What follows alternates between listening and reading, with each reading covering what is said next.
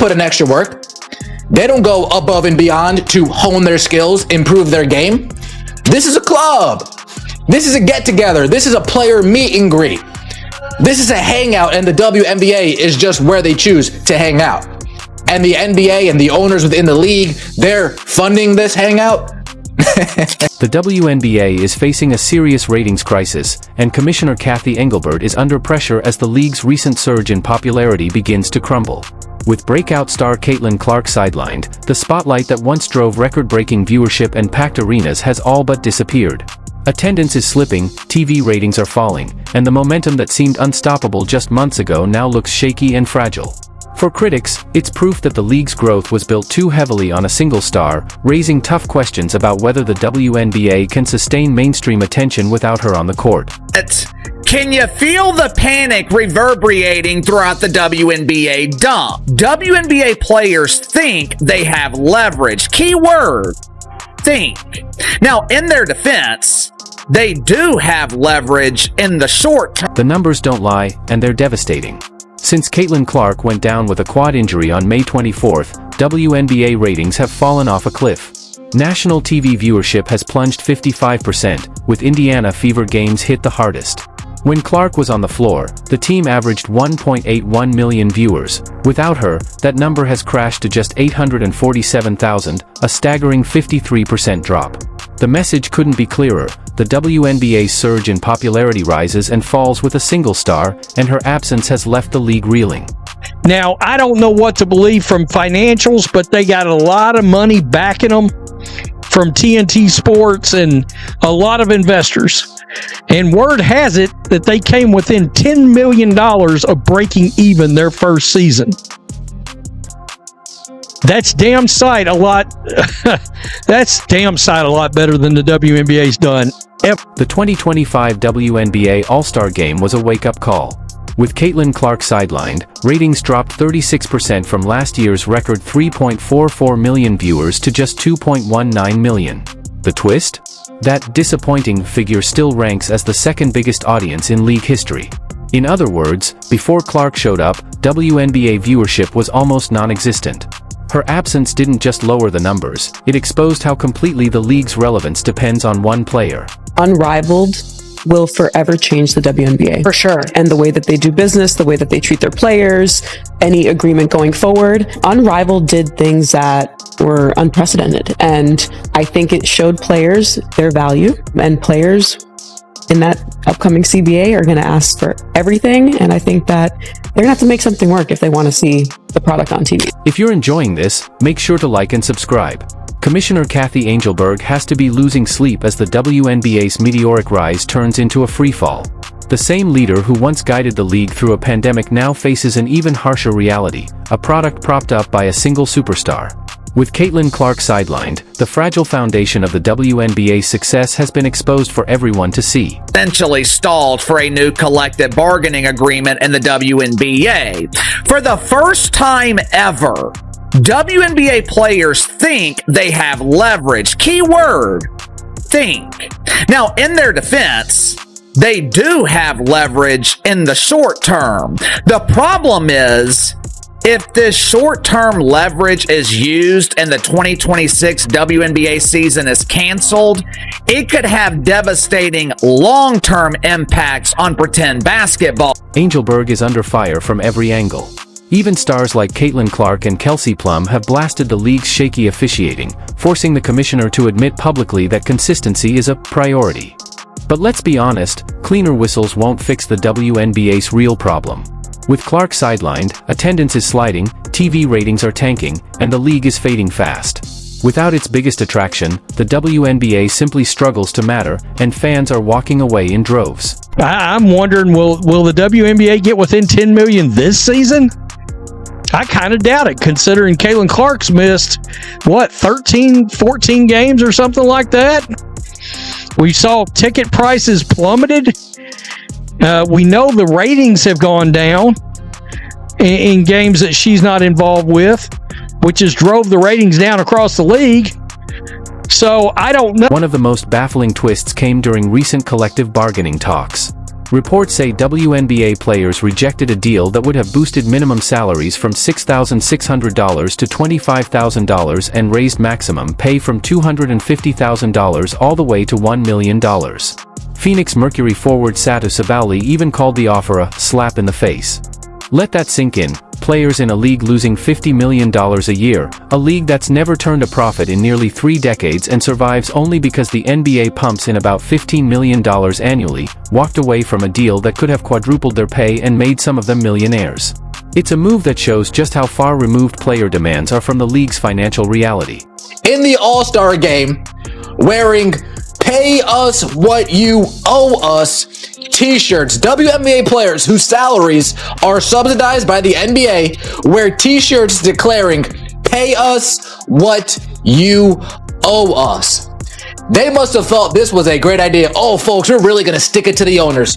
We are really going to stick it to the league. We're going to walk out in solidarity with a t-shirt that says "Pay us what you owe us," and then they'll have no choice but to pay us what they owe us. Now, my question is, what exactly? The delusion is staggering, and one fan put it best: they turned down million-dollar salaries in a league that's bleeding money. These players honestly believe they deserve NBA-level pay while playing in a league that pulled just 160,000 viewers for a Mercury game without Caitlin Clark.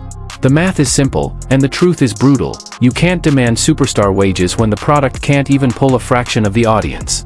Is that Paige Becker's 10-week commitment to Unrivaled?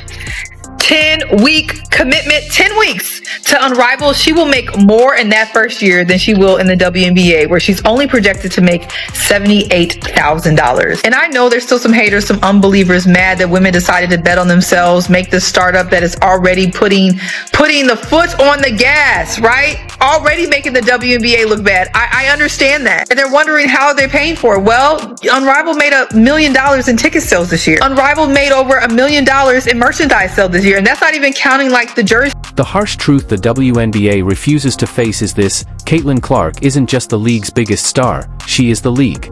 The numbers don't lie. In 2024, she drove more than 26% of all WNBA economic activity, fueling record ticket sales, merchandise, and TV ratings. ESPN's Stephen A. Smith said it best: Clark is both the cash cow and the box office. When she's gone, everything collapses. Nearly half of the league's total TV value came from games she played in.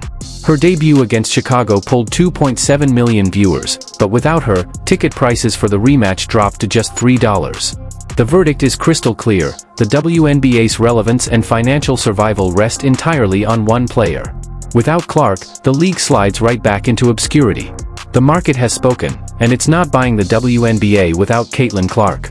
Alex Brazell, the co-founder of the 3-on-3 Women's Basketball League, composed of exclusively WNBA players, told Front Office Sports that the league has signed nearly 90% of its player pool for the 2026 season. Quote, "We have a few spots left open to fill, and then we're pretty much ready to go." The co-founder of the new 3-on-3 Women's Basketball League, made up entirely of WNBA players, told Front Office Sports that nearly 90% of the roster for 2026 is already signed. That's bad news for the WNBA, but the bigger issue is how poorly the league protects its biggest star, Caitlin Clark. Even her own teammate, Sophie Cunningham, admitted she's had to play the role of enforcer because referees consistently fail to do their job. Cunningham said this problem didn't start yesterday, it's been building for years. The evidence is clear. Clark was poked in the eye by J.C. Sheldon, then later knocked to the floor by Marina Mabrey. Officials refused to eject Mabrey, and only after fans erupted did the league upgrade the foul to a flagrant 2. This isn't a one-off, it's a dangerous pattern of excessive hits against Clark being brushed aside until public pressure forces action. Even tennis legend Chris Evert slammed the WNBA, saying its pastime players accept and respect that Clark is the best thing to happen to women's basketball. Bottom line, this isn't just bad officiating, it's a black eye for the league and a serious threat to its future. I've been telling y'all this. The league doesn't like Unrivaled. I'm tired of going back and forth with people that's no business would want you to work for them and then basically replicate their business and try to make it better and all that type of stuff. No business does that. So it baffles my mind how a lot of y'all sit back and think, oh, the WNBA loves Unrivaled. No, they don't. The truth is hard to ignore. In nearly 3 decades, the WNBA has never once turned a profit, losing an average of over $10 million a year, according to NBA Commissioner Adam Silver. That reality shows just how fragile the league's recent boom really is. The WNBA survives largely because the NBA keeps it afloat, covering around $15 million in subsidies every year and holding a 60% ownership stake. When you add in individual NBA team owners who also invest in WNBA franchises, that control climbs to roughly 75%. One NBA executive even told the New York Post, "The WNBA owes the NBA so much we won't see any windfall for years." Against this backdrop, the players' salary demands don't make sense. They're working for a league that loses money year after year, yet want to be paid like NBA stars from the most profitable league in the world. The numbers don't add up, and it threatens the WNBA's long-term future. It continues to show that this league is where people want to be because they treat them right. They're providing the resources for them. They're promoting them the way they should be promoted. And that's what women's basketball players deserve. That's what women deserve. A lot of you may be wondering, well, why can Unrivaled do it and why can't the WNBA do it? The WNBA can do it, but you need to understand can and will and choose to are all different. The WNBA is slipping back to where it's always been, a little-watched league propped up by NBA funding. With Caitlin Clark sidelined, TV ratings have nosedived, arenas are emptier, and the online chatter has gone quiet. Analysts point out the obvious: other players may be talented, but none of them bring what Clark does. The league's scramble to hype up new faces only proves the point. She isn't just another star, she's the one player who makes the WNBA matter. Unrivaled is making moves. Unrivaled is making moves, and they making them in a major way, y'all. They are making moves in a major way. Unrivaled announced the signings of look, they're going and getting the young, popping, upcoming talent. WNBA, y'all better figure something out. Y'all better figure something out. Unrivaled is making moves. We already see the players talking about they are willing to strike. They want what they want. Pay a switch. Pay a switch. The WNBA has allowed players to play in off-season leagues for however long because they know that they are not paying them high enough salaries. Now, the goal of all the WNBA players, including Nafisa and Stewie, which is why they started Unrivaled, is to be able to pay the players more, give them livable wages, make it so they didn't have to go overseas, and I commend them for that. I think it's fantastic what they did with them. The WNBA is facing a serious ratings crisis, and Commissioner Kathy Engelbert is under pressure as the league's recent surge in popularity begins to crumble. With breakout star Caitlin Clark sidelined, the spotlight that once drove record-breaking viewership and packed arenas has all but disappeared. Attendance is slipping, TV ratings are falling, and the momentum that seemed unstoppable just months ago now looks shaky and fragile. For critics, it's proof that the league's growth was built too heavily on a single star, raising tough questions about whether the WNBA can sustain mainstream attention without her on the court. WNBA is still under this major umbrella of the NBA, and a lot of that affects the way they do things. As long as the WNBA is in this 360 deal with the NBA, you're not going to see them promoting their players, paying their players, all the things that Unrivaled is able to do because they don't have that middle. The numbers don't lie, and they're devastating.